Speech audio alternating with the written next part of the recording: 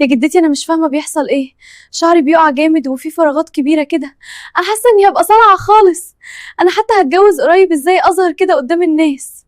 اهدي بس كده وخدي نفس وهقولك على الحل.